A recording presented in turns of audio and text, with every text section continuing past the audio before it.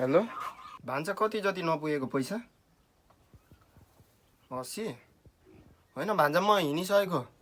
म बेलुकासम्म जसरी म्यानेज गर्छु भान्जा होइन म उठाउँछु भान्जा टेन्सन नगर नि तिमी हुन्छ जसरी लादे गर न अपरेसनको लागि रेडी गर भान्जा म बेलुकासम्म म्यानेज गर्छु भान्जा जसरी पनि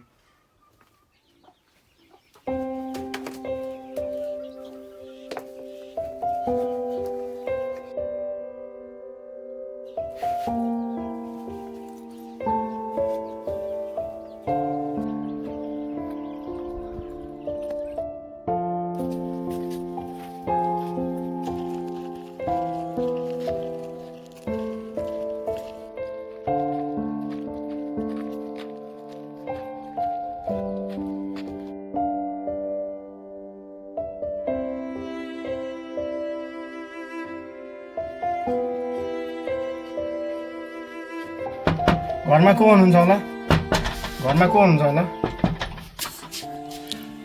के थियो होला भाइ दाइ नमस्ते सुन्न म सहयोग माग्दै हिँड्नु भन त भाइ के थियो अरे दाइ सुन्न म चाहिँ मेरो बहिनी बिमारी भएर सहयोग माग्दै आएको थिएँ केही सहयोग गर्नुहुन्छ कि हजुरले के अरे अचेलको जमानामा नि सहयोग माग्दै हिँड्छौ तिमी बिमा छ इन्सुरेन्स छ दाइ बिमा त छ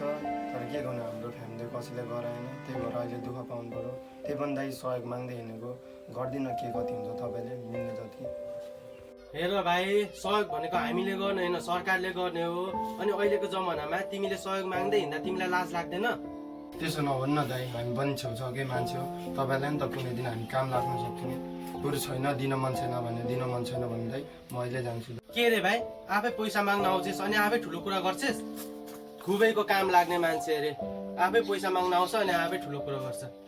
हेर भाइ त खासै काम लाग्ने मान्छे त होइन त्यही पनि काम लागि गइस् भने नि तँलाई म काम लाउँदिनँ त पैसै माग्न आएको रहेछस् ल 5 रुपियाँ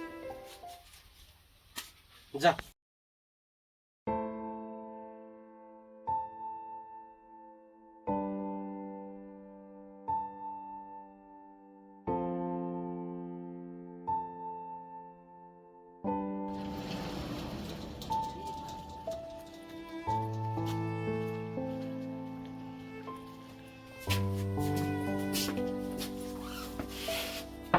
घरमा को हुनुहुन्छ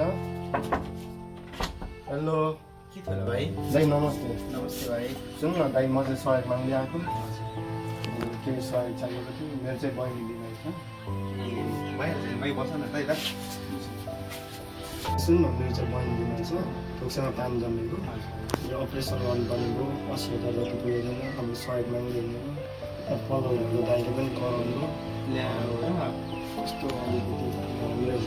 भाइ नराम्रो नमान न गाउँको दाइ हो त्यो अलिकति त्यस्तै छ क्या मान्छे फरक पर्दैन भाइ खासै नराम्रो मान्नु पर्दैन भाइ त्यो मान्छे त्यस्तै नै छ भइहाल्छ तिमीलाई अब सहयोग के कति दिनुपर्ने भाइ मैले दाइ अब सहयोग भनेको तपाईँले आफ्नो मनले गर्नुपर्ने हामीले यति उति भनेर हुँदैन तपाईँले जति सक्नुहुन्छ त्यति गरिदिनु भइहाल्छ नि भाइ मैले सक्दो सहयोग गरिहाल्छु तिमीलाई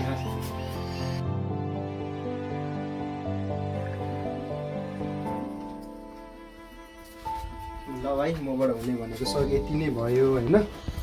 धेरै धन्यवाद यो त मेरो लागि ठुलो सहयोग हो दाइ किनकि अघि पल्लो भएको दाइले 5 रुपियाँ दिएर मात्र खेलाइदिनु भएको थियो तपाईँले यति दिँदा त मलाई धेरै राहत भयो नि त भाइ हुन्छ भाइ अब त्यो दाइको डोनेसन नगर होइन अब टाढो राखेको होला तिमी पनि अब भेटौँ जानुपर्छ जाउँ भाइ अब हुन्छ धन्यवाद म जान्छु तपाईँलाई एकदम ठुलो हुन्छ भइहाल्छ नि भाइ यसो दाइहरूलाई पनि सम्झ हुन्छ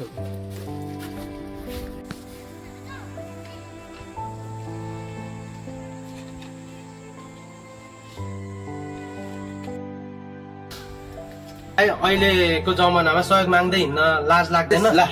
5 रुपियाँ जा ल भाइ मबाट हुने भनेको सहयोग यति नै भयो होइन धेरै धन्यवाद यो त मेरो लागि ठुलो सहयोग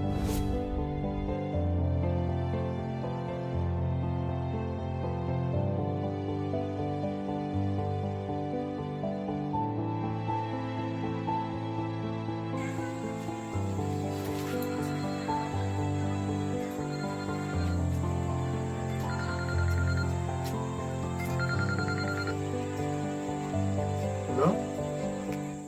भाइ कति भयो रे 40 ए हुन्छ मैले यता 50 जति गरेको म बेलुकासम्म जसो नै आउँछु भाइ ल हिँडी गयो भाइ हुन्छ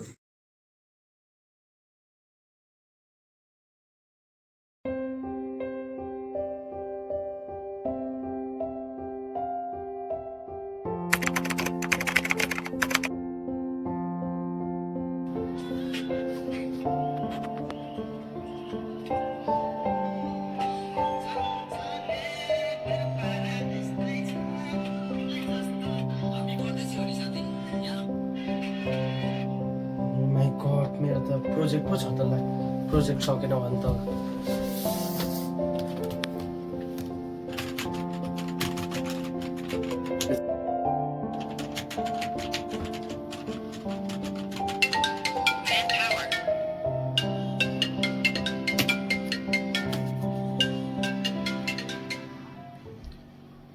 हेलो मैले त अस्ति दुबईको टिकट काटेको थिएँ नि मलाई एकदम इमर्जेन्सीमा जानुपर्ने के भयो त त्यसको के रे तँ जसरी पनि मिलाउनु त्यसमा भएन भने अर्कोमा पनि मिलाउनु जसरी पनि मलाई जान्छ भोलि ल जसरी पनि मिलाउनु है नाइ सुन्नु भएन ल ला मेरो प्रोजेक्ट के भयो ओ सेट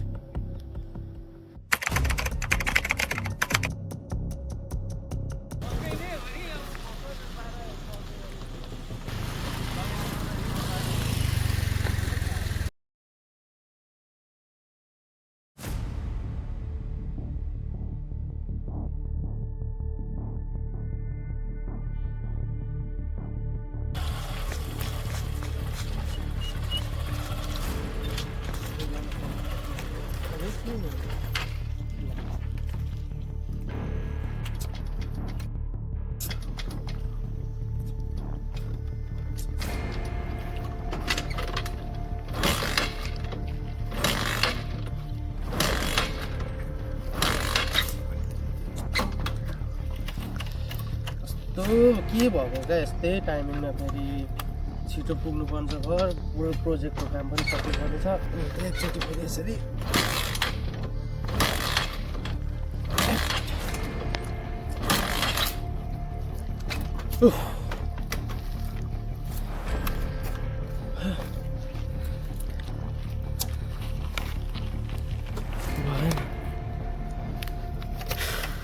कोही आए पनि हुन्थ्यो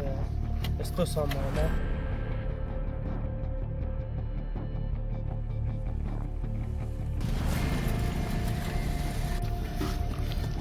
भाइले पनि त्यस्तै तनाव दिइरहेको छ अहिले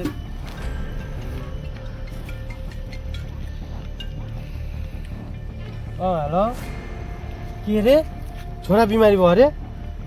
कस्तो बेलामा चाहिँ छोरा बिमार हुनुपर्ने क्या फेरि यहाँ बाइक बिग्रेर म त्यस्तै बसिरहेको छु कोही केही छैन कोही मान्छे पनि छैन यहाँ फेरि रात पर्न हालिसक्यो कहाँ छ छोरा हस्पिटल लगिसकेको ल लग्दै गर्दा यहाँ कोही भेट्यो भने म गाडीमै चढ्यो भने अझ बाइक राखेर भए ल लाँदै गर न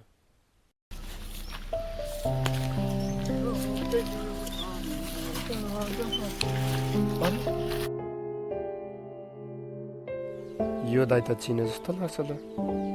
के भएछ बाइक बिग्रियो क्या हो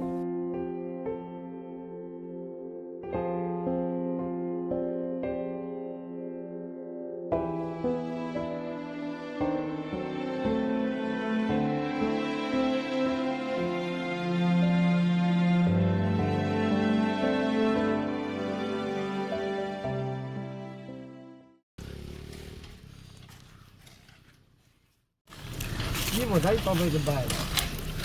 खै भाइ यो बाइक के भयो आउँदा आउँदै एक्कासी झ्याप्पै बन्द भयो एकदम इमर्जेन्सी छ मलाई पुग्नुपर्ने माथि छोरा पनि बिमारी छ अरे एकचोटि उठ्नु त म हेर्छु बनिन्छ कि हेर्छु भाइ एकचोटि हेर्दैछ यो हेलमेट पुग्नु त सेल हाल्दैन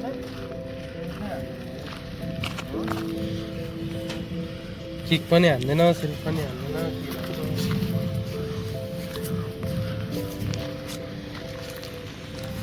तपाईँको प्लग गयो जस्तो मैले उकालेको छु अहिले मलाई गर्छु तपाईँ यही चक्रमा काम गर्छु के गर्नुपर्छ नि। ए हुन्छ आउँदैन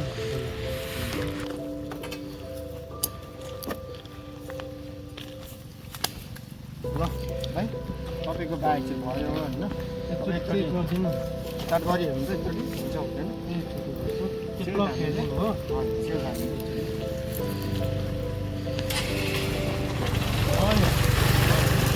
हेर न भाइ बाइक पनि कहाँ आएर बिग्रियो धन्दा तिमी कहाँबाट आइपुगेछौ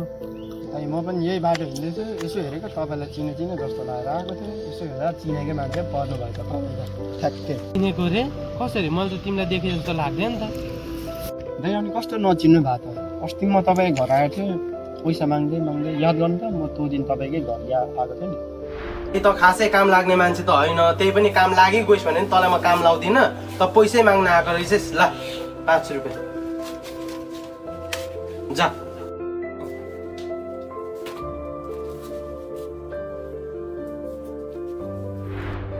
ए त्यो पैसा माग्दै आउने भाइ तिमी पो हो हजुर दाइ मै त अनि कस्तो नचिन्नु भएको मैले त कस्तो चिनिनँ नि भाइ सरी है अब मैले त्यतिखेर अन्जानमा के भने